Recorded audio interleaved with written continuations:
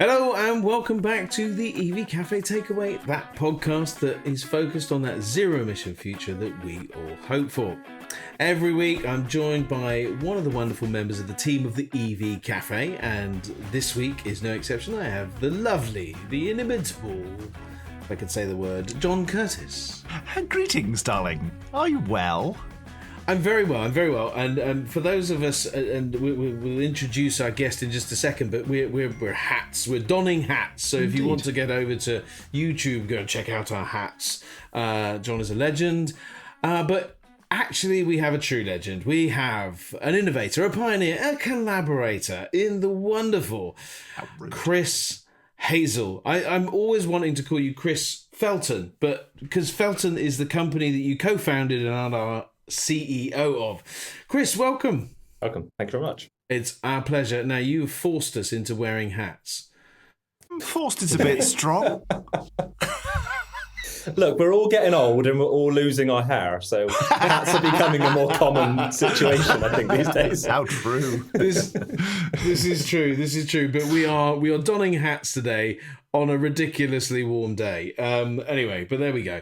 So if it's cold where you are, it obviously isn't today that we recorded this. But anyway, so Chris, I'm actually genuinely quite excited to have you on. We are excited for all of our guests, but you're doing a lot in our space. Very innovative, very creative, and quite exciting. And you know, today we want to cover off a lot of the things that you've been involved in. I mean, and we will get to them a little bit later. Things like driving around London with a sort of an easy chair. What would you call it? A comfort chair? Easy chair? Those ones that really old people have. Yes, it's like help you an up old when people you... chair. Oh, yeah. Oh, that's right. Yeah, on top of a mini and being surrounded by the anti-terrorist police. Yeah. But anyway, we'll come on to that in a bit. And you've done some amazing stuff with vans. Yep. You love the vans, don't you? Van, which I do love a van. But you know, in terms of innovation, and in particular, a lot of our audience are in the business to business world, are, you know, fleets, larger fleets. They're dealing with the challenge of electrification, and this is something you've dedicated a lot of your career to. But I know that, you know, there's something just coming out as we speak that is really relevant to our audience and to the challenge of charging. Give us first a little bit of an introduction about you, but then if you can just kind of step into that for us, just to give us some context around how you solve problems. Yes. So, as you said, I'm Chris Hazell, CEO, co-founder of Felten. We were called Zero EV in the beginning, and then we rebranded 2 years ago, just because EVs were becoming commonplace and everyone was having EV in their name. So I figured in the future, people are going to look at us and be like, everything's EV. Why have you got EV in your name? But, you know, you guys have EV in your name, so it's still relevant to an extent. The EV Cafe, he says, pointing to it rather largely. It's just been known as the Cafe. Thanks, Chris, for destroying our name on air. Well, you're known as a cafe, but you never have tea and coffee at your events. Chris, bring your own, mate. Where did Felten come from? So Felten is Welsh for lightning. So it has some relevance. Obviously, none of us are actually Welsh. We're pretty close to Wales. So it had to be something that had a base meaning, but something we could build a brand from. Indeed. So Felten was one of those ones. If you search it, it's only us that comes up. Whereas with Zero EV, there was so much that came up when you search word zero in EV these days. Right. So it was trying to step away from that and do that rebrand. And the reason being is we started transitioning from doing EV retrofit and conversions to more looking at larger volume, high voltage battery packs, energy storage systems. So we had to make that move across to become a bit more of a corporate business. Obviously, as you alluded to earlier, I still have my YouTube channel doing stupid stuff separate to the business now, which we'll come to later because we've done some interesting projects recently. But yeah, the core thing of the Felten brand now and the business is high voltage battery packs production for retrofit, classic cars, but also boats, to allow boats to transition to EV because they're actually pretty bad at polluting. The amount of stuff they pump into the water is not great, and then fuel spills are not great. So getting marine to move across to electric is a really big deal. We've been heavily involved with recently with a couple of very big players in the market. But the big thing we've been doing recently, alongside, obviously I've got the arrival vans, started playing with those, as I'm sure we'll come on to later. But that got us moving in a different direction around fleet. So we were like, what can we actually do that will make a fundamental difference environmentally? And looking at the market, you go, well, everyone's put their focus on passenger vehicles, which sit parked up probably over 99% of their time. Yet the vehicles that are actually out on the road doing hundreds of thousands of miles are still diesel and still petrol. It just seemed a little bit wrong in my head that it seems like we've focused in the wrong area. And actually, it seems this year, going to some of the shows, it's become quite apparent that suddenly fleet has stepped up the game. The batteries are getting bigger in the vans, the charging speed's getting better. It's suddenly become more viable for fleet to go electric, and the cost point's coming down. Chris, if I may, can I just define, you've mentioned fleet and you've kind of alluded to like the commercial vehicle sector. Is that what you're talking about? Yes, so mainly commercial vehicle sector. So vans, basically, delivery vehicles. There's more and more on the road. There's so many, everyone's doing more and more delivery. It's only going to increase. So the focus now is we've sort of looked at the market closely and gone, why isn't someone doing what we're now doing? Which is taking second life batteries being the key thing. Because if you look at the available second life battery market, it's doubled every single year for the last 6 or 7 years. So we're now getting into thousands of second life batteries available a year rather than tens or hundreds previously. So we've taking second life batteries, so not brand new batteries, meaning we take them out of a written off Tesla or a high mileage Tesla that's on, say, 200,000 miles, put it into an energy storage box to then have another 15 to 20 years of life. So suddenly that's really good for the environment, circular economy. Hang on a second. You can't take batteries out of a vehicle because they're rubbish. As soon as it gets to, crashed or it's done 200,000 miles, those batteries are garbage. They just need throwing on a tip and you can't use them. Utter garbage. Which is what we get from everyone outside the industry that has no idea around batteries. I think most of these cars, we're seeing Teslas now on 200,000 miles, they've still got 80% of their battery capacity still there. Wow. And it's like, no one wants to carry on driving the car because the car's a bit tired at that point, wear and tear. People still have this weird thing in their head that 200,000 miles means the car is done. In an EV world, it's actually not. It can probably do 400, 500, 600,000 miles, but that's an embedded sort of thing from having diesel and petrol cars for a number of years. So we're taking those batteries, putting them into energy storage, which means we're giving them that second life. They're not having to go for recycling. Also, they're cost effective at that point. Because they've been used, it means we can pick them up at a fairly sensible price. And from an energy storage point of view, they are crazy high grade. I mean, they've done so much testing, these OEMs, to make sure they last as long as possible. They cope with vibration, water ingress. The battery management systems are extremely advanced on them. Way more advanced than you normally see in the energy storage space, because they're A-grade batteries. A lot of energy storage batteries are sort of B, C-grade batteries that don't quite meet the mark. So they're normally a slightly lower grade for energy storage because they have an easier life. So we're basically building stuff with second life batteries, but actually they're a lot higher quality because they're OEM batteries. And I should probably get onto why we're doing this and how it actually works. I've just spoken about storing batteries and used batteries for people, which is exciting to me, but may not be to everyone else. So the key thing is we've basically developed a new product called ChargeQube, and that's cube with a Q, which is a 10-foot sea container that has up to 6 Tesla batteries inside of it, so up to 450 kilowatt hours. But the key thing is that it's not just a box with batteries in. We've spent the time developing the power electronics to make them boxes that can charge stuff. So we can have CCS rapid charging built into these boxes. So each 10-foot container can have 2 CCS rapid chargers built into it that can do either 120 kilowatt each or 240 kilowatt output if you use a single one of the guns at a time. So you've got really good charging speed for fleets and stuff. But the key thing is they've also got additional connectors on the side, so you can have these pavilions. So they're like it looks like a miniature container on ends, and we've got 2 chargers on them. And then basically you can have up to, I think it's 8 of those coming out of the ChargeQube. So you put it in a car parking space and you have these pavilions that come out. Then you've got all your 7 kilowatt type 2 chargers on these sort of standalone units that plug into the main container. Now, I suppose I should probably explain, why is this a thing? Or why can't someone just go and pay to have some infrastructure put in?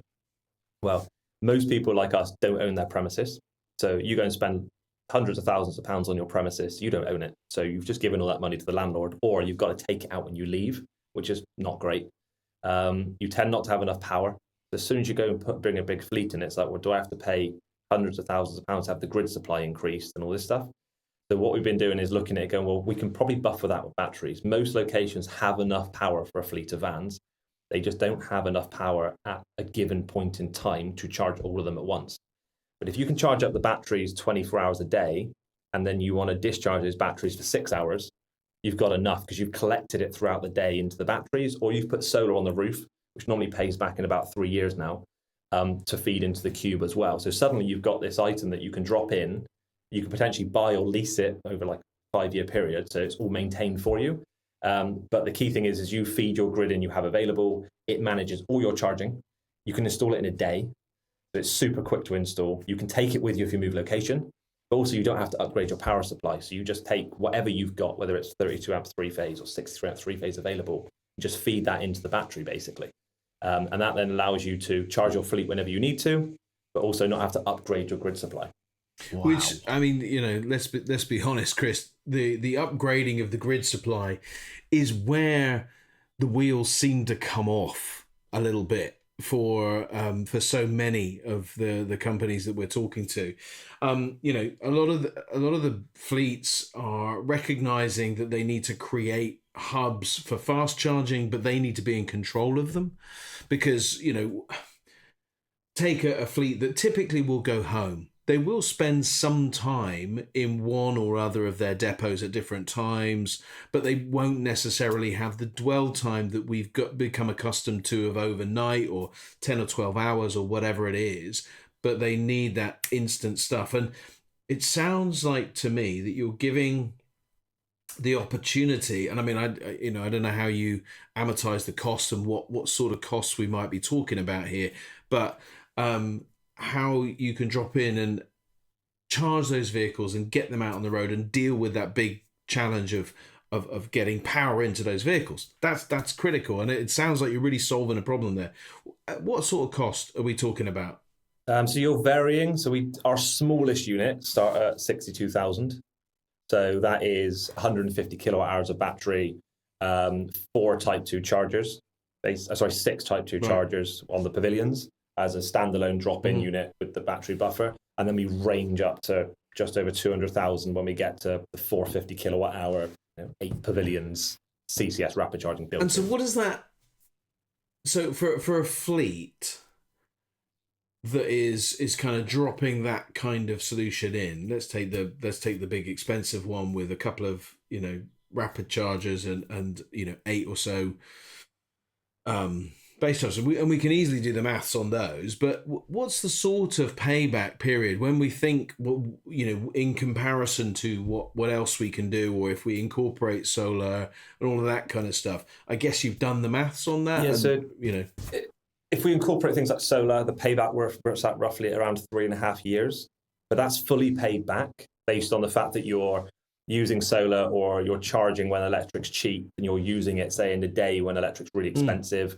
But also, we're saying that payback's 3.5 years, but that includes all your charging infrastructure. Whereas normally you would have to pay to install your charging infrastructure, which you wouldn't also have batteries. Absolutely. So when you look at it from that point of view, you're actually getting all your infrastructure in place with battery energy storage, and you're pretty much covering yourself for 3.5 years. And you mentioned that it doesn't necessarily need to be OPEX. It doesn't necessarily need to be CapEx. It could be OPEX. So you could wrap this into an operational lease, or some kind of function with the maintenance, with everything like that. So you've got those sort of agreements set up already. Yeah, so that's what we've been working with a couple of different companies around that, a couple of different banks and leasing sort of companies to basically say, look, we want to offer this on a 5-year lease, which includes full support, maintenance, service, all that stuff. And then in theory, they can just release it 5 years later. So that's the plan. I think in most situations, the lease works, because the ideal world is you go and lease 12 vans and you also lease ChargeQube as part of a package you would do. And the ChargeQube may be a little bit more expensive than that van is per month. But the ideal point of view is trying to get the price of the ChargeQube somewhere where you've got 12 vans and your 13th or 14th van is the cube. So you just have this monthly outgoing. Yeah. We're also doing some really clever stuff with the software. So we're doing like an intelligent energy management system to manage the chargers and then manage the fleet to go, well, this van is on, tomorrow this van's doing 200 miles, but this one's only doing 100. Well, I need to decide how much power goes into each van. So we're adding in like a really clever system that can track the vans for the fleet operators and go, well, that van needs that much power tomorrow, that needs that much power. I'm going to choose how much power to put into each van to manage the power availability on site. Because you might get to that point where you're very close to your power limit, but you'll have some of your fleet that are doing shorter journeys, some that are doing longer. So you can then be clever around which ones do you charge up faster than others and things like that. Stuff. He's no average bear, is he? Good grief. Now then, Chris, I'm fascinated by this. How on earth are you so good at solving this kind of problem? Are you an engineer by training? What's your background? So I've had a very weird background, basically. Good, my family are all aircraft engineers, so most of the family has come from aerospace over the years. I was the one that rebelled and went, no, I'm going to go and do art and design. Of course. Yeah. Admittedly, I mean, I'm severely dyslexic. I wanted to do physics and chemistry at university. I couldn't get in. I just wasn't. Back when I was younger, that was not an option with my dyslexia. Now, I think very different. The support's different. So I went art and design route, but then I moved into stage lighting, robotic lighting. So I did loads in the stage lighting world, event world for years. And then I moved into high power generators for Agreco. So I did the Olympic Games with Agreco, doing service management for them. So running their engineers and their fleet. So I had 650 diesel generators running for the Olympic Games. But I spent a couple of years in that world doing temporary installation, big power generators, and also ice rinks, which is very random. So summer used to be generators event world. Winter was generators, but cooling systems for ice rinks. So two extremes. But it basically meant I was involved in the sort of the event world, the rental world, the generator, high power world. And tied into that, I was always doing automotive stuff, like tinkering on cars, rebuilding cars, that sort of stuff. So I exited that world into rental. So from rental into ramp rental, which is really weird. So I actually had a company called Ramp It Up, and we used to rent ramps with tools and train people how to do repair work on their own cars. They'd rent the ramp for the hour with the tools, and they'd come and do their own work. Brilliant idea in theory, but anyone that comes and rents a ramp to do their own work hasn't got any money because they're trying to save money by renting a ramp to do it. So that idea didn't work, but I learned loads over that 2-year period, actually, of how to run a business. I met loads of amazing people, learned about all the training and all that sort of stuff. And then I started building my electric Skyline after I exited that company, which is my fun thing on the side, which has led into this sort of route, I suppose. A Skyline. Chris, it sounds exciting, doesn't it? I'm fascinated about what you've done, but I'm also really curious as to why you've done it. So what I mean by that is that, you know, we make choices, right? And so I understand how you got to art and design and then, you know, maybe fell into the robotics, because that sounds really interesting and exciting. But then you've kind of developed this mindset of wanting to do it for yourself. Like you've gone into business, you come up with this ramp idea, obviously Felten now, and as was Zero EV or whatever it was called before. Why do you want to be in business for yourself? What has sort of triggered that kind of mindset? I think when you're younger, you get held back a lot by big companies. So you want to do more, you want to grow, but normally in the corporate world, they have their set process. You can't move forward quickly. You can't learn as quick as you want to learn. So by going and doing your own thing you're not held back by any of that. You're only held back by yourself. So for me, I like hyper-focusing and learning new things and jumping in at the deep end. Which is why I started doing my own business stuff. Plus, I'm probably an awful person to employ, to be perfectly honest. The position I'm in now is great because I can jump between multiple tasks. So I can jump in and out of different teams with different engineers or a fabrication department and spend an hour here, hour there, which works really well for the way my mind works. But if you went and sat me in a place and went, you need to do this job continually, day in, day out, it just doesn't work for me. So I thrive in the area where I'm in as a CEO because I get to jump between different tasks and I can manage multiple products at one point in time, which just suits the way my mind works, which I tend to find with a lot of my engineers as well, is actually that I give them multiple projects because they get bored. So they'll do one thing for a day, but the next day they'll be on a different project because they like jumping between tasks, mainly because most of the staff that work for me are neurodiverse and none of us are classed as normal at any level. But we get loads of stuff done and we come up with some really cool ideas. But why I do it, I originally, when we started it, wanted to build like high performance cars. And I wanted to do something that was different. Everyone had done twin turbo kits. Everyone had done superchargers. It was like, well, what's left in the automotive world? EV was exciting, different, and no one was doing it. It was like, I want to play with electric stuff. And it's that cool thing. It was that mix between cars and tech. So you had the two really big interests of mine, which is cars and tech, and you got to put the two together. So I think that kept it really exciting. But then you sort of started, as I got older, I think, and I started seeing the environmental side of things, my mindset started changing over more of actually, well, I think as you get older, you go, well, what am I leaving behind? Am I leaving the world in a better place than I started or not? I think that's an age thing, though. I don't think that's, when you're younger, you do not care. You're like, I'm going to do a new burnout. I'm going to burn petrol. Unless you're Greta Thunberg, honestly, of course. Yeah, unless you're Greta Thunberg. But as you get older, I think you start appreciating the environment more. And I think COVID had a big change on people as well, because it made everyone step back and go, what are we actually doing? And suddenly, obviously, everything cleared up. You know, they had dolphins swim through Venice. Like, they had all these weird things that happened. And it was like, we're actually having a massive impact here. How do we actually make a difference? So I think COVID really made me stop and go, yeah, maybe we should do something a little bit better for the environment, not just building cool things. At that point, we couldn't do ChargeQube because there wasn't enough second life batteries, and doing new stuff was way too expensive to allow people to actually do it. But suddenly the time has now become right. Like, we actually developed the first ChargeQube 5 years ago, but we couldn't make it cost effectively. There was no way of making it cost effective. Everything was low voltage. Scale it because of the the value. But back then we were always taking Tesla packs apart. So what we've done over the last couple of years beforehand is we've reverse engineered all the OEM systems. So we know how to make a Tesla battery pack live without it being in the car. We've developed all that software to control it. So over that time period, we were still building towards ChargeQube, I suppose, just unknowingly, as we started developing those products for the retrofit world. Incredible. I'm recently diagnosed, Chris, as neurodivergent. I've got autism and ADHD, and I only found out about that 6 months ago, and it opened my eyes to who I really am and that I do fit in, just not in some people's world. How long have you known that you were neurodivergent and different, and how has that either enabled you or disabled you? So I was statemented when I was 10 years old as being dyslexic. Right. So I was right at the beginning. What frustrated me is you go to school and people would be like, oh, I'm dyslexic. I'm like, are you really? Like, we became that buzzword that people would use to get out of doing stuff. Even though they weren't statemented, they hadn't been diagnosed. Whereas I'd actually been diagnosed, gone through it. So for me, I always felt held back heavily, especially at school. Yeah. Like, I did really well at science and maths, but I did really bad at English. So it would keep me in lower sets, because I had to be in a specific set for English, so it held me back in all the other areas.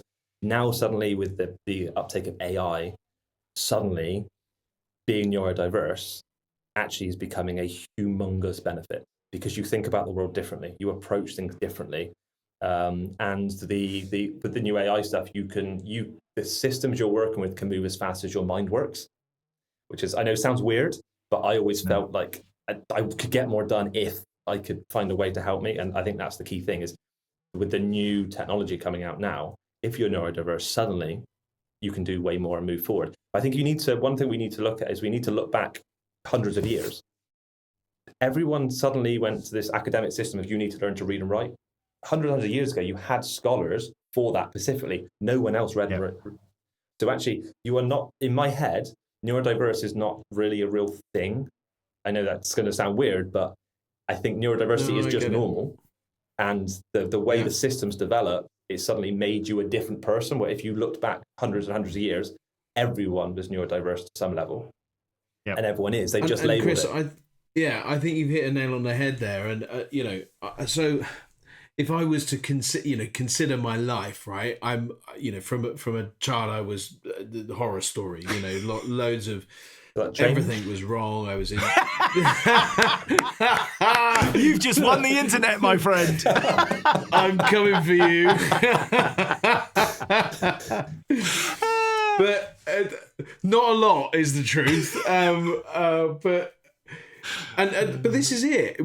But we don't change, right? So we learn how to manage it. So, like, dyslexia, has it changed? No, but you've learned how to manage it. And my whatever it is, I'm not diagnosed. I've never done that. I've had lots of counselling, but not been told that I'm ADHD, which I probably am. I don't, but highly likely. What this kind of led. Let's go with yes. But what it told me was that it's called a spectrum for a reason, right? We're all somewhere along it, and yes, there are some people that are thoroughly disabled by autism, and it is like quite obvious. It's completely impossible for those things.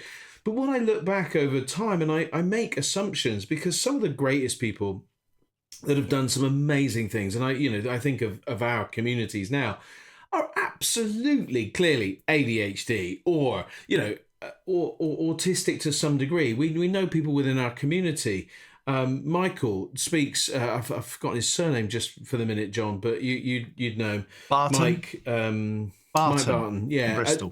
Mike Barton. He speaks on it, but he's an analyst, and you think probably Socrates or all of those were guys that just could only focus on one thing and just had to but then they brought out genius. And I think that's the thing. We've got to get to a place of acceptance with all of this, that we're all different. We all do things differently in a different way, and it's once we get that ability to go down our own road that we become the best that we can be. We don't all become CEOs and founders, but we become the best that we can be. And it sounds like you've created a place within Felten that is a positive place where people can become the best, and you're using AI to help that.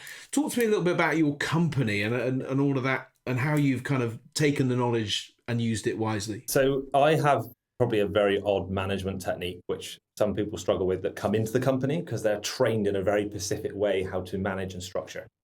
But for me, it's all about the culture of the staff and the team I have here, and then how they work together. So like my software hardware engineers, my head of software, like he's the best software engineer I've come across, and I've worked with loads over the years. I don't want to offend anyone that used to work with me, but he's pretty good.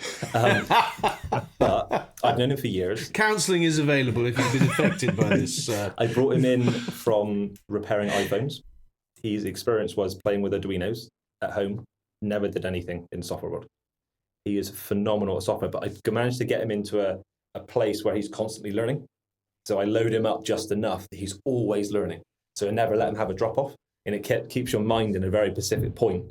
So you just continually getting better and better and better, but also how to plant the seed with a certain, because I am neurodiverse and like my brother Nick's ADHD. So we've grown up sort of very similar.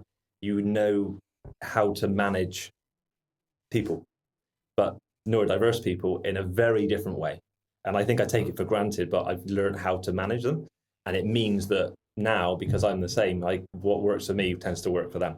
So you can get the best out of them. You can get loads done. Trying to get something finished is normally the difficult bit because they'll get to a point and then be like, yeah, it's boring now.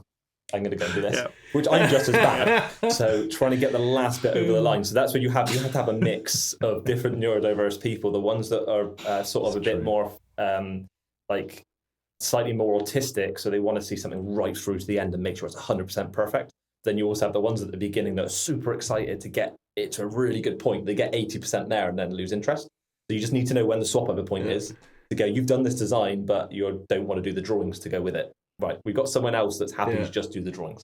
So it's knowing you need to just accept that chances are, if you have someone that's neurodiverse, they will get loads done quickly and it'll be amazing, but they won't finish it. So depending on the type of neurodiversity they've got, you need the right person then to work alongside them to take it over the line. So it's just managing that. And I think it's an ever-changing world. Because I am neurodiverse, I understand it. But I think you get a lot of people in a lot of positions that have been trained in a specific way. So they're very rigid on their mindset and they don't know how to deal with it. So they just put neurodiverse people as broken in a way, or they don't fit within a business. They shouldn't be in a big corporation, but they work amazing in the startup world and the low business world, providing the small business world, providing you know how to manage them. and you can get some amazing results. Which we've got 30 people here, but the amount of stuff we turn out, the amount of stuff we develop compared to other companies is actually crazy. I think we should do stuff faster, but actually we get a lot done with a little amount of staff, which is interesting. Honestly, it's like X-Men. Do you know what I mean? We've all got our. You must be. What's his name? Xavier. What is the boss? The guy that's in the wheelchair. Yes. Cry me a river. Cry me a river. For those of you not on YouTube, the hats came off and there was not a lot of hair. Oh dear. We just anyway, beard instead. Well, that's it. That's why I grew a beard, because I couldn't. It's all gone south. It just. I mean, I won't just reveal stop there, please. my chest.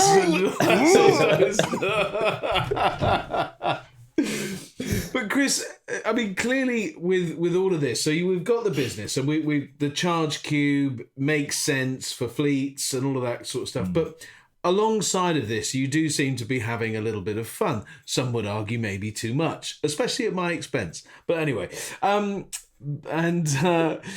but YouTube is something, and for those of you that don't know, Hazell Nutz, what a brilliant name! What a brilliant name! I love that. And learning about you, it kind of says a bit more about Hazell Nutz. Just slightly nuts, but in a completely beautiful way. But you've had a lot of success with it, and what's been the biggest kind of video that you've done? What's been the favourite one that you've done? And then you must tell us about Mr. Bean, whether it's your favourite or not, I don't know. But you must tell us about the Mr. Bean video. So, a big channel, 74,000 followers, nearly 75,000 followers. So go and follow it. And I mean, that's impressive. We could do some of those on coming over onto the EV Cafe channel. Come on, some of Chris's followers. But what's your biggest video? What's the best video? Or favourite video? And what about Mr. Bean? Tell us that story. So Hazell Nutz, I've done the YouTube stuff because I had to be very corporate in my Felten world, shall we say. Right. So if you look at my Felten stuff, it's a very certain way, corporate. We've got to be a certain way. But what I found over the years is actually the YouTube was a really good way of bringing in work to the business, because the engineers would watch a YouTube channel and they would then push it up to management to come to us. So we were focused heavily on the engineering level, because they're the ones that actually, they don't make the finished decision, but if the engineers are happy and they love it, they want to be involved in it, they'll push it from that point of view. So videos wise, the arrival video, the first one's done extremely well. That was just a very much off the cuff. Bought a van, didn't think I was going to be able to film there at all on that day. I thought it was going to be pick it up, that's it. I walked in and the guy's like, yeah, do what you want. So we just had free reign for the whole day in the warehouse, just wandering around, and they were great. Like the auction people were just like, yeah, just do what you want for the day. And we just wandered around for the whole day filming. They just left us to it, which I was amazed that was what happened. But it meant we produced basically a really good video out of that. And we showed people in the back, behind the scenes of Arrival and all that stuff with those vans. And obviously since then I've started taking them apart just so people could see how they were built. Now I haven't been the nicest about it, because Arrival did frustrate me massively, because they had all this potential, all this money, all this backing, and then it just was poorly managed and executed to actually become a product. And it just seemed to me like a massive waste of time and energy, because there were so many amazing engineers there, and it just didn't get to where it needed to get to, because they're once again probably loads of amazing neurodiverse people, but no one managing it to the right way to get the finished product out. It was always, it could be better. It could be better. Well, at some point you've got to release something and then alliterate on it. Yeah. Otherwise you never release anything at all. Yeah. You have to release a product, even if it's not quite perfect, and then add to it. So the Arrival video's done amazingly well. The first videos I actually did were the MX-5 video. So that was over lockdown, where I was still allowed to be in the workshop, because we were sort of classed as a mechanic shop. So I still worked the whole way through lockdown, but I did the MX-5. So we did an MX-5 start to finish as electric. That's what got a huge amount of our subscriber base over the line to start with. And then we sort of stopped for a while because the business got in the way. So I stepped back, I stopped doing YouTube stuff. And then obviously as the business now got bigger, more staff, more corporate, I was like, I really need an outlet for sort of me and my younger brother, Nick, to have a bit of fun, do something that's not tied into Felten. But it indirectly feeds into the business because we're always playing around with products which we build at Felten, obviously. And now we're doing a couple of stupid builds in that we're going to rebuild the arrival van. I actually have my logbook now for the van, which is amazing. Not that it drives, but I have a logbook for it.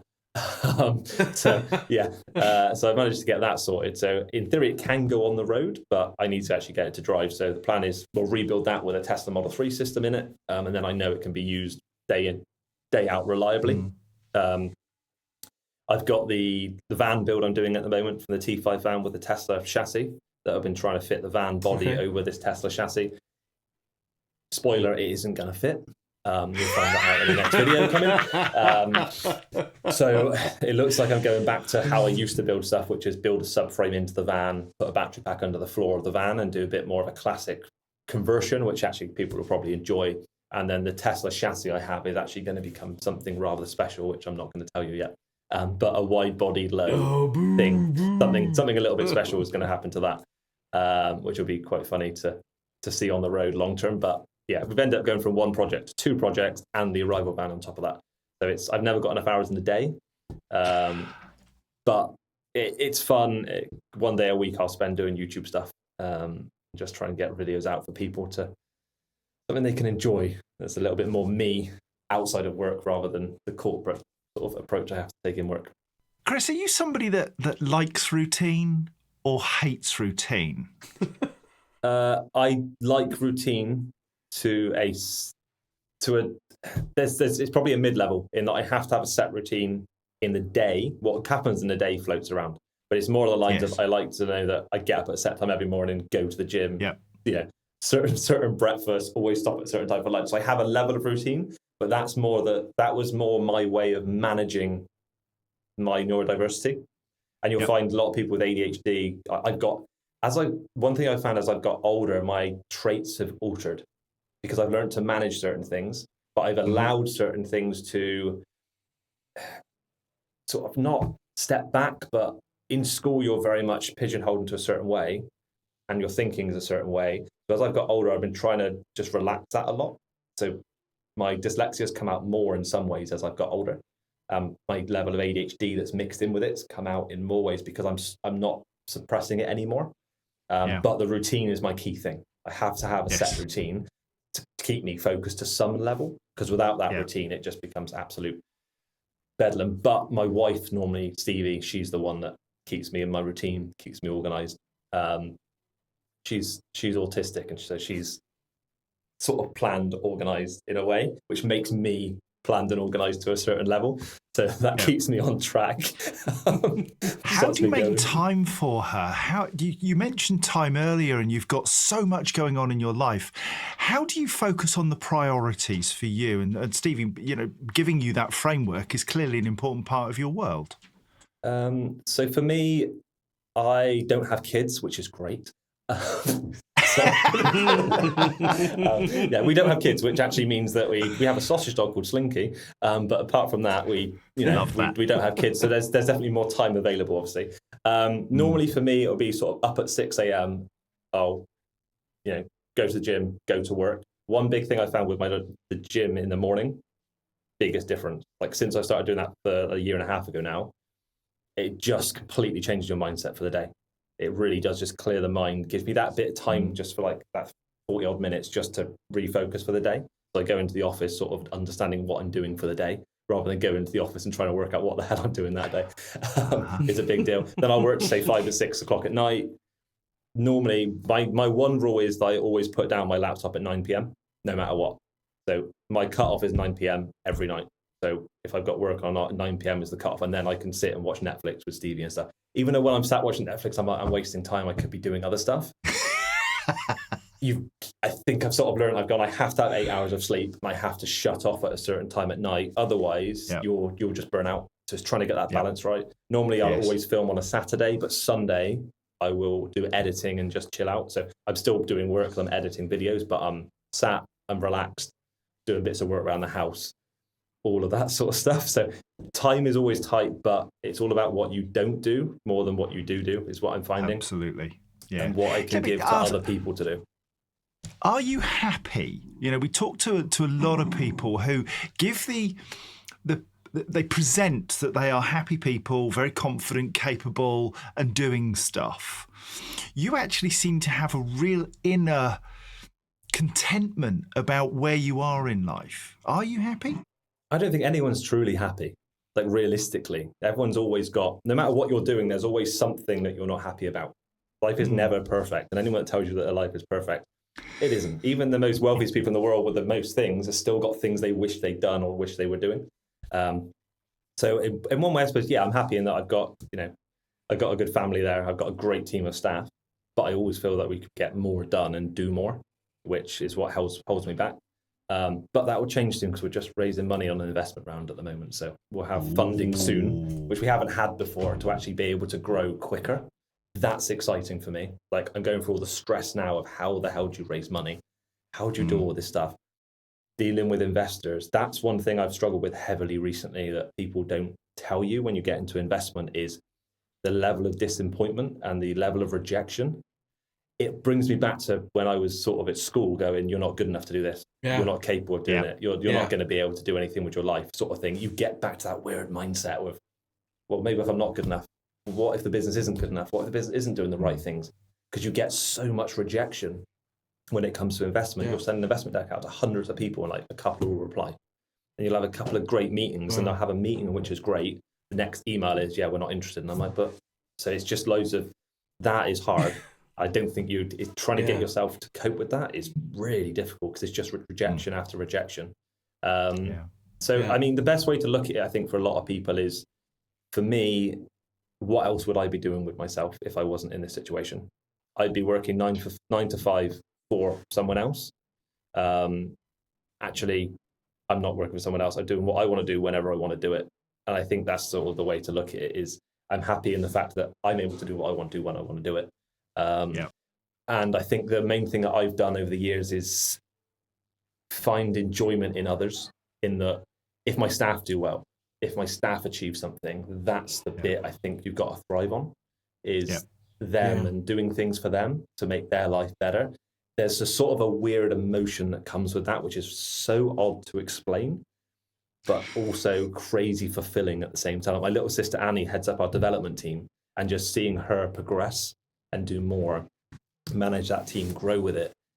It's not a financial thing. It's an odd emotional thing, which you cannot explain. But I think that's what I end up doing for it. I end up doing a lot of this for the people, not for, let's say, the environmental benefits, but a lot of it's for the team and the people I work with, not the rest of it, which is odd. It's all about the people. It all really about is. The people. Which I never thought I'd say that years ago. The things that you can... the things that you can control, though, isn't it? Really, in a sense that you can give people opportunity, you can give people the ability. Not you can't give them the ability, but you can support them to be the best that they can be, and then that's kind of fulfilling. I was working with a CEO last year, and he always would speak about this permanent state of discontent. That was his engine room, this kind of, and I suppose actually the sort of easiest thing to do is to kind of just rest on your laurels or do that sort of stuff, and you turn up, you do a job, you go home. There's no because I mean I used to, and to your point earlier about the corporate world, I used to go into my day job at Leaseplan. And I would sit there moaning, just grumbling about this problem and that problem. Why did we do that? Why did we do that? Save this money, change that, and my boss, who was great, a lady called Lisa, was opposite me, and she just went, "Listen, right, stop. I'm going to give you an opportunity. Right, let's go and get you out of doing this and get you into designing answers and coming up with solutions and proposition development and kind of making things better." Because if you just go in and go, oh, everything's all right, it's fine, you don't get anywhere, right? It's the same reason I went into the van world, looked at the van world electric-wise, and it just wasn't going anywhere. There's nobody else saying it. I'm not happy. And people go, a surge of, electric van registrations and, doubling, It's still not enough. It's still not. And there's still a great gap of information and understanding and knowledge and all of those kinds of things. There's big challenges. We've got to focus on that level of discontentment, almost like, what could I have done better in anything, you know? One of the big things is dealing with stress, I think, for most people. That's where they struggle. And some people say, like, how do you cope day to day in what you do? And I'm like, well, I'm not stressed. I just don't get stressed. But a lot of it's because I only stress about the things that I can change. There's so many things in your life that you cannot make any impact on. So why are you stressing about them? And there's one saying that always stuck with me from someone years ago I used to work with. He's like, if you worry, you die. If you don't worry, you still die. So why worry? Like, no matter what the situation is here, whether you're worrying or you're not, the end game is still the same outcome. So what's the point in worrying as you're going through life? You're not benefiting yourself in any way. So I'm just like, okay. So Chris, I mean, it leads us to that question: what do you want to achieve before you ultimately die? So this is what do you want to weird and far-fetched. So I want to get the ChargeQube stuff out there in volume to actually make a difference from that environmental impact world. Get that to a level where people are transitioning to electric and all that stuff. But then, after Felten, I want to move into space tech. So I want to go to that next step then, which is, quite a few years down the line, but I want to move into more in-depth design development, technology-based stuff, but for the next step, which is the space stuff. I think that's the next big thing after the EV stuff. And I think there's huge amount of stuff that can happen in that space. And it needs someone coming in to go, how do we do this more cheaply, more cost effective? Like Elon's doing it with SpaceX, but who's doing that from a satellite point of view, from an other stuff point of view? So I think there's a big opportunity there that I really want to get involved with. But my focus I want to move into space cleanup, not the opposite. So more how do you deorbit stuff? How do you reorbit stuff? So it's not the same, but it's similar in that I'm trying to do something which is environmentally beneficial in some solving way. a potential future problem, aren't you? Because the space is getting quite cluttered, apparently. I didn't know that this was a thing, but there's actually a lot of stuff flying around in orbit. It only takes one crash to stop us being able to exit the atmosphere. That's the worry. Is if you have one thing hit another thing, it breaks apart into loads of bits. And if that hits other things, you just end up with this massive cascading effect of parts flying around the Earth at well over 1,000 miles per hour. And if you're trying to exit and you've got those bits flying around, it doesn't go well. So there's definitely this big thing of going, well, how do you get some of that stuff out of the way? And how do you manage all of that stuff? So I've a lot of interest in that at the moment. Obviously, I'm focused heavily on Felten and ChargeQube stuff right now. But longer term, that's always just ticking over in the back of my mind. And the AI stuff I'm doing a lot in at the moment. How is that thing of like AI annoys me because it's doing stuff for me, but at the same time, you just need to accept it and use it to your ability. So I'm trying to do that at the moment, trying to build up systems which I can put data in and then the staff can ask questions to it. So a full knowledge base of Felten, and you can ask it questions and it will respond with the answers, which has been a massive task because there's just no system out there that does it. So we've actually been building all of that from scratch in something called N8N, which is basically a software platform where you can build your own agents from start to finish. But that's going to allow a huge amount of, I suppose, work to be taken away from me, because that data from my head is now stored somewhere else that other people can talk to when I'm not around. So I'm trying to remove myself from some of these situations that I don't need to be used. Not needed in, and an AI can answer the questions on my behalf. So I'm looking forward to that. I think that's going to be a cool thing long term, when you can rebuild yourself in AI as such with your mindset. It's a weird thing to get people's head around, but long term, I think you will see like AI CEOs and stuff like that, which are sort of programmed based on data sets of previous CEOs and how they manage situations. And then the AI will be able to answer as if it was one of those CEOs. So one of the big things I'm doing with my AI is giving it a sense of humor and getting it to understand sarcasm and stuff like that, which is actually doing quite well. And some of my team have been coming to me going, how is it responding? So someone that they're trying to get it to have sarcasm and understand that has been quite comical. Very good. Chris, for people who are out there listening to this, who hear AI and they just go into a cold sweat thinking, that's just going to take jobs away and that's a disaster and I'm not having anything to do with it. How would you encourage people to just take that difficult first step? Is it to look at ChatGPT straight away? Is it to go to Gemini? Is there some easy way in that people can say, I'm just going to give this a try and see? So I find ChatGPT better than Gemini at the moment. But the issue with ChatGPT is your data is not secure. So be aware of that. Whereas Gemini with Google, anything you put in is secure data. So from business point of view, Gemini and the Microsoft stuff is better than from a safety point of view from secure data, which is why we've done our own, because we want to have the data stored locally so no one else has access to it. But from a general playing around with AI, ChatGPT is probably the one to mess around with, but it's all about the prompts. It's all about how you structure your questions.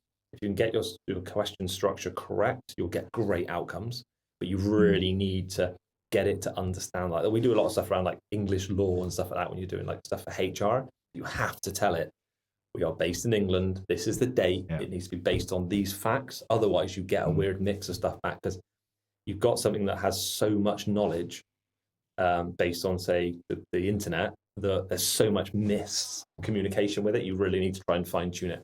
So it's trying to find uses for it, I suppose, that actually benefit you in work. And then it's that thing of how do you make it produce something that doesn't look AI written? Because that's becoming a thing. They just use AI.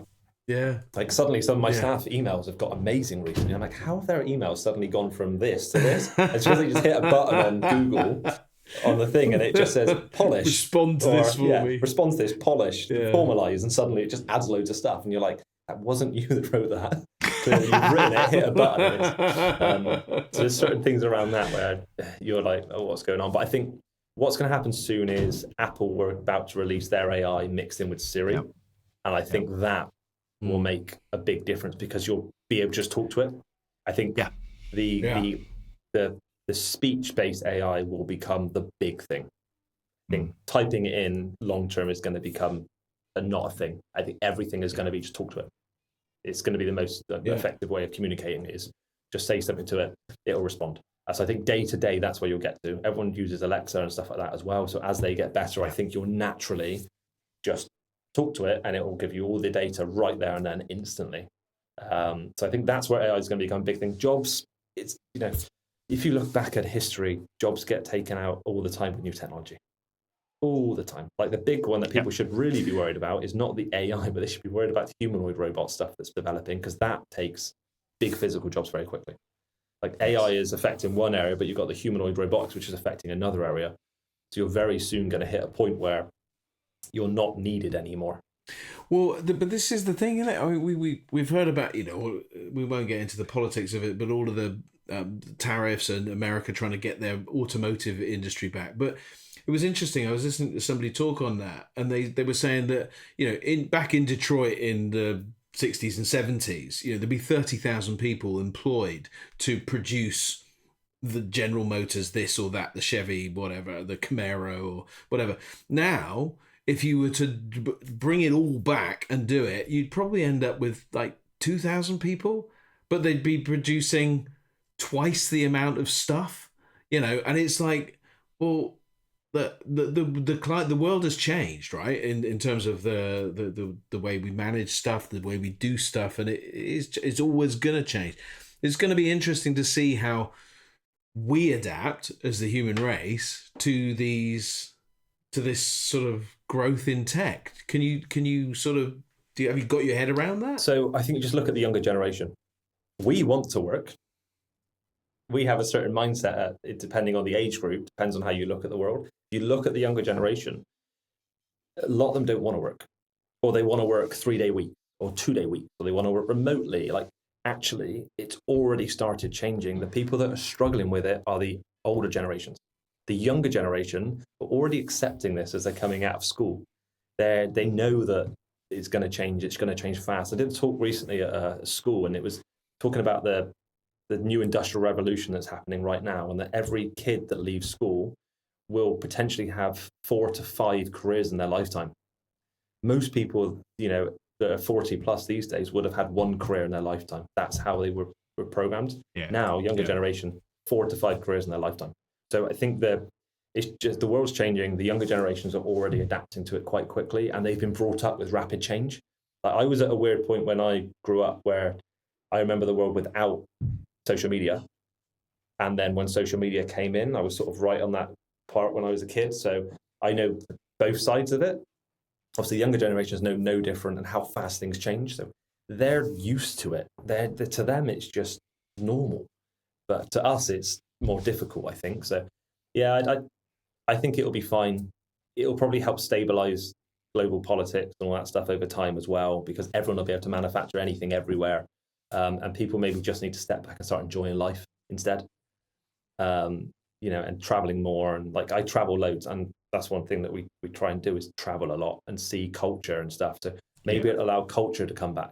Maybe it will allow, and I think that's going to be, so maybe actually people need to look at it slightly differently and be like, it might allow you to have more life experience and enjoy life itself rather than working all the time to live. It may allow a transition to happen, but, and that may happen quite quickly, maybe in the next 100 or so years, maybe, or maybe even quicker. The speed of iteration with it is Absolutely scary, but at the same time, it could be great, or it could be the absolute opposite.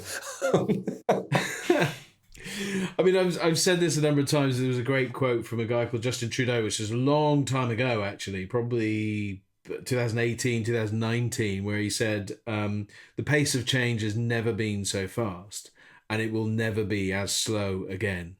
And it's, just the exponential rate of change. Anyway, on that point, we have a little tradition on the EV Cafe.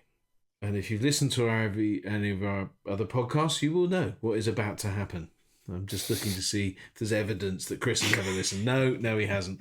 Everybody, there is perfect evidence on Chris's face that he doesn't know what's about to happen.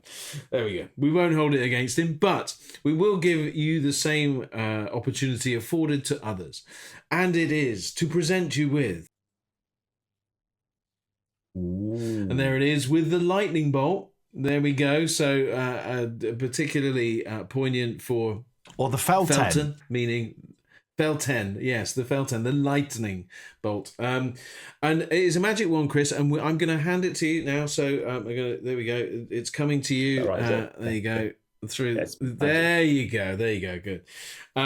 So, Chris, you now have the magic wand. What one thing would you do right now with all of the stuff that's going on around you in your world? What one wish would you have to make a fundamental difference and move things forward for you, for the people around you, for the industry in general? You can use it any which way you like, but you only get one. That's a deep question, isn't it? And the problem is, in my head right now, I have this image of you in like a Harry Potter robe. At Universal Pictures, when you went and bought the wand, because you were blatantly one of the random people that you see at the thing going to the random lights and doing the... Yeah? It's been done. You're not denying it. It was blatantly. It was sent. Sent to us by Benoit Laflamme because he'd listened to our podcast. Funnily enough, unlike you, and let it go. Let it go. And he sent us. He got these made. So and sent us.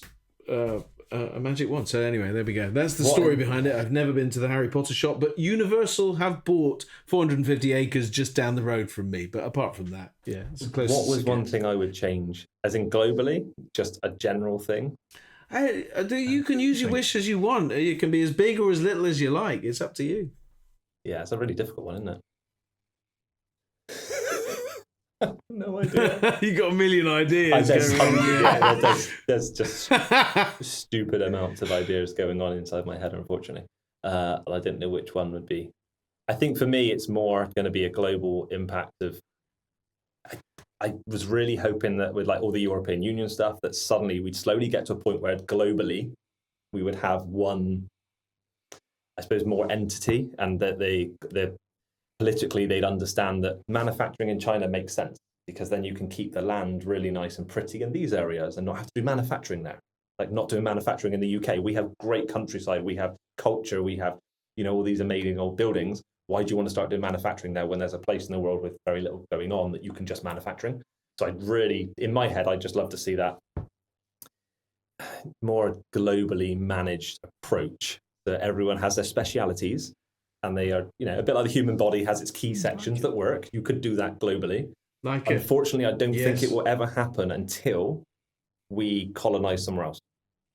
So once they get Mars colonized, the moon colonized, I think it will then change. Until that point happens, I don't think it will. Once you suddenly go, there's this other planet and they're potentially competition or something, you'll find once human race gets out of this one planet thing and has multiples, you'll then treat everything as individual planets. Like you have countries, it will become planet-driven. Yeah. So I think it will happen, but I think it will take a very long time to happen. But for me, it would be great if everyone just accepted that these people are great at doing that thing, let them do that thing. These people are great. We do that generally in businesses. So why are you not doing it from a country level as such? Is to allow them to be great at their things they are great at, and just accept you're not great at that thing and enjoy what you are great at. Yeah. But that's in my head. It's probably maybe a bit too deep. I love that. But yeah. No, I love it. I think it's a great idea, and to pick up on the body and how we work as a function. It's so important to recognise that we are all different. The neurodiversity thing, the whole bit. We all fulfil a role within society, but what you're suggesting is let's elevate that to a point where. Wherever we're from in the world, we have our strengths and we have our weaknesses as individuals, and we should celebrate each other's strengths, celebrate our difference, and work together to deliver a global solution that is good for mankind as a whole. I mean, look at it right now. Everyone's going, I don't want to manufacture in China. Let's manufacture in, say, India.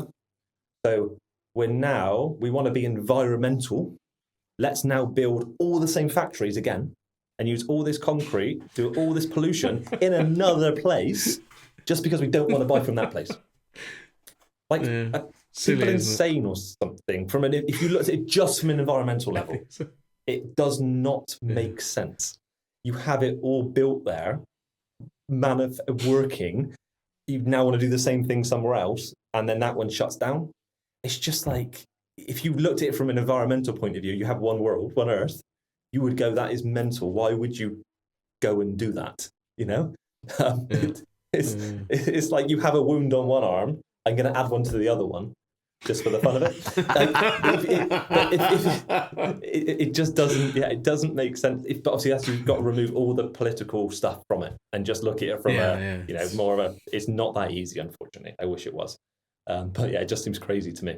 Well, I'm great wish. Great wish, and I think that it really challenges our thinking. That's a great way to end. I mean, there was other things that I wanted to get into the arrival van, but I think you summarised that really well. But that won't go away. but as I reflect back on what you've kind of done with Felten. Both from the fun side of it, with creating something pretty, beautiful, enjoyable for individuals, that want to convert this or that, or the Mr. Bean vehicle, but also now sort of reflecting on the fleet area and what the challenges the fleet faces. You're trying to solve a problem of power and of getting energy into the right place at a reasonable cost, and taking advantage of like the increase of second life batteries. And I hadn't known that difference in battery grade before. So, an 80 kilowatt hour battery from a Tesla is going to be infinitely better than a battery energy storage battery that's stuck on the side of your house type thing. And it's really cool. And I think the cost return being over just a few years is also extremely good, and it could be quicker. So, I mean, Chris, this has been a really, not only fun, but a lot of real insight. And I love the idea of clearing up space. I mean, talk about kind of continually evolving. I mean, come on. What a joy. John, any final thoughts from you, buddy? Yeah, I've got two. One is that my cheeks have never hurt from smiling quite as much as they have in the last hour and 9 minutes. And the other thought is, it's a bit like, we're a bit like three guys sitting in a pub, just having a chat, and it really genuinely does feel that we're on the same page, and that doesn't happen very often. So I think you're a very special person, Chris. I've never met you before, but I think we should recreate this in reality, get a few pints in, 0 pints for me, obviously, because I don't drink. Yes. But Guinness Zero, can I just say? Mwah. Anyway, Very good. We should sit and just chew the fat for maybe a week. A week. Chris would never manage it. His routine wouldn't allow it. Well, listen, guys. On that brilliant note, it's been a real joy, Chris. Thank you for 1 for your time, 2 for your insight, and 3 for just having a good time with us. We've had a really enjoyable time, as John has said. And I'm really looking forward to seeing what Felten will do in the future. And that's Felten, spelled Fellten, meaning lightning in Welsh. You Google it, you'll find them. Definitely Google Hazell Nutz. Hazell with two L's and Nuts with a Z. Go and find they'll be in the descriptions so that you can follow Hazell Nutz and see the arrival van and the MX-5. MX-5 has had 700,000 views. The arrival van, I think, 400,000 views. These have really gone a long way and really demonstrate that the innovation that Chris and the team are involved in is really interesting and exciting. And I did see the Mr. Bean Mini, all 4 wheels off the ground as well. Definitely a video worth watching and a video to go and check out. So check them out, but follow Felten. And if the ChargeQube is of interest, you can reach out to us or directly to Felten, and we'll put you in touch. It's something that could really make a difference to your business, and deploy it in a day. Fantastic. Amazing. So with all that in mind, have a wonderful day, everybody, and thanks for being with us for today. And Chris Felten, CEO and co-founder of Felten. Have a great day, everybody.